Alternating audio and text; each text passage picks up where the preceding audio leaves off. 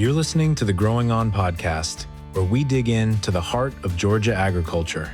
Each episode, we explore the people, stories, and issues shaping the fields, farms, and food that keep our state growing strong. From the latest in ag policy and innovation to timeless farming traditions, we're here to keep you informed and inspired. Here's your host, John Holcomb. Hello everyone, this is John Holcomb with the Growing On podcast. I'm popping in here real quick just to give you some information that I thought you would like to know and I thought was important to know. The interview that you're about to hear is with the State Veterinarian Dr. Marie Hennebelle. But this interview was actually recorded in June of 2025, which obviously was long before the detection of New World Screwworm in Texas just a few weeks ago. But I wanted to tell you that way you were aware. But I did want to air this because it does have a lot of pertinent information and insightful information that I thought you guys might find interesting and would be helpful in some way. So I just wanted to let you guys know that this is a great interview. And I just want to make sure that you guys got the chance to listen to it. So without further ado, here's that interview. I am happy to be here with Dr. Marie Hennebelle. Dr. Hennebelle is Georgia's state veterinarian with the Georgia Department of Agriculture. And we are here to talk about New World Screwworm. Talk to me about why it is considered such a serious threat to animal health. Sure. Just a brief history lesson. We got to do it. But New World Screwworm is something that many of our livestock producers either remember themselves or maybe they remember stories from their grandparents because at one time it was endemic all across the southern United States. And we successfully eradicated it from the U.S. in 1966. But again, from those stories from our grandparents or from living through it, you may remember that it really affected our production practices. So we had to do things like shift calving, dehorning, castration, things like that to the cooler months when the fly was not active. Because what the New World Screwworm really likes is wounds, okay? It's a maggot that feeds on live tissue.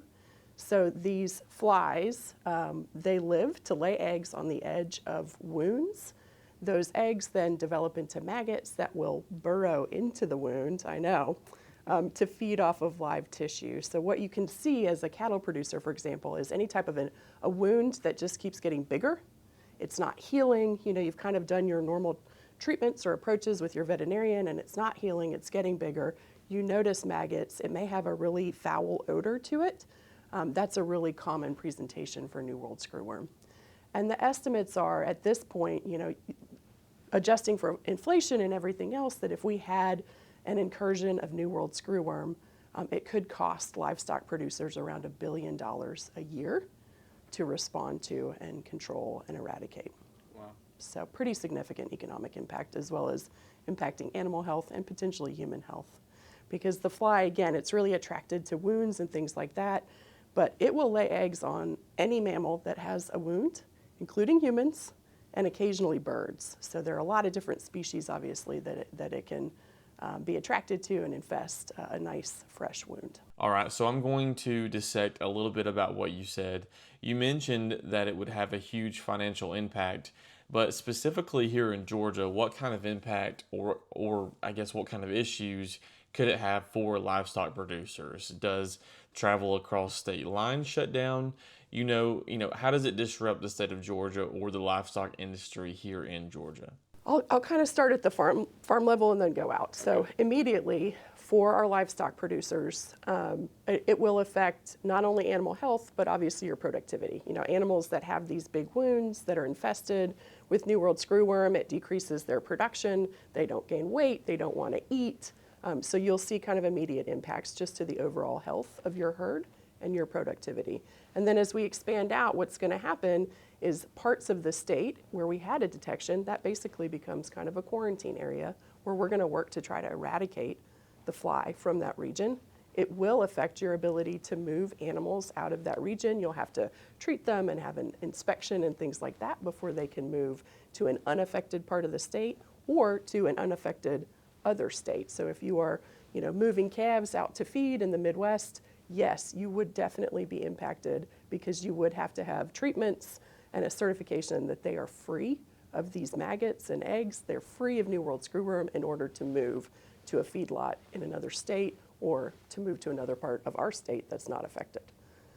The other concern we have is, of course, trade, which really does have a trickle-down benefit to all of our livestock producers, but certainly other countries could look at the U.S. and say, look, now that you've had a detection of New World screwworm, that's going to affect your ability to export beef or other products to our countries. Let's be clear, it is not a food safety issue, okay? We have a very robust system of inspection across the country for meat and meat products, so it is not a food safety issue, but it is a live animal health issue, really, and potentially human health issue. Gotcha. So you touched on it a little bit, but as a message to those listening, or as a message to livestock producers here in the state and across the country, talk to me, a little bit more in depth about what the signs are or what they should be looking for. And to kind of piggyback on that, what is something, or I guess what are some steps that they need to take if they may be suspecting or maybe, are worried about New World screwworm on their operation? So again, New World screwworm, it does primarily affect livestock and dogs. So don't forget our farm dogs can also be commonly infested in regions that are affected. And we want to look for any type of a wound. It could be as small as a tick bite. That small of a wound can provide a fly an opportunity to lay eggs that will develop into maggots. So you really want to, the best of your ability, to have eyes on your herd, to look for things like open, draining wounds that smell. Try to get a little closer inspection. If you see maggots and you are comfortable to do so with a pair of forceps, you can pull them out. You just put them in rubbing alcohol, call us immediately. We will have them identified at no cost to you. So out of curiosity, how quickly do these flies spread? Oftentimes, especially in the summer months and spring months, fly populations can very quickly get out of control. So is it something that reproduces very quickly and then they spread very quickly like other flies, or what? So very similar to other flies that you may be familiar with and deal with every single summer. The New World screwworm, it kind of looks like a common housefly, about the same size.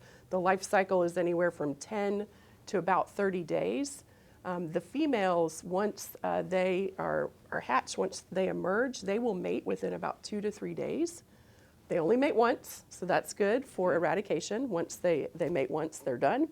But they can lay 200 to 300 eggs just with that one mating after that one opportunity. So that's a lot of potential flies that can emerge from that 200 to 300 clutch of eggs that fly lays. So yes, once it's identified in an area, unfortunately, it can spread pretty rapidly because, again, it will infest your cattle, raccoons, coyotes. So wildlife can certainly be a mechanism for it to spread more broadly in an area.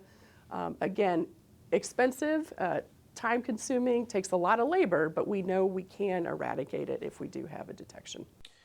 Okay, one last question for you.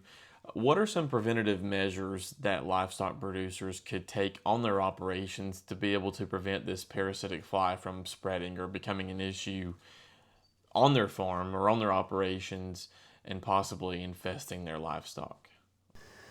So first and foremost, if you don't already have a fly control program in place, that's your number one best defense, working with your veterinarian to make sure you already have a fly control program in place, because many of the products that we're already using, topicals, injectables, things like that, ivermectins, those types of drugs, they are effective at eliminating New World screwworm. So I would say step one, make sure you've already got that in place. Just your regular fly nuisances can really impact production already. So work on trying to get a fly control program in place. Secondarily, we know from our experience with other high consequence diseases like avian influenza that early reporting is absolutely critical. So we really need you to keep eyes on your cattle this summer, all of your livestock, your farm dogs, what have you. If you see something unusual, if you see a wound that has a large number of maggots, please call us. We will gladly send someone out to collect samples and get them identified, because rapid detection is key to rapid eradication. Thanks for listening to the Growing On podcast. Be sure to tune in soon for our next episode. Until then, be sure to rate, review, and subscribe to the podcast if you haven't done so already.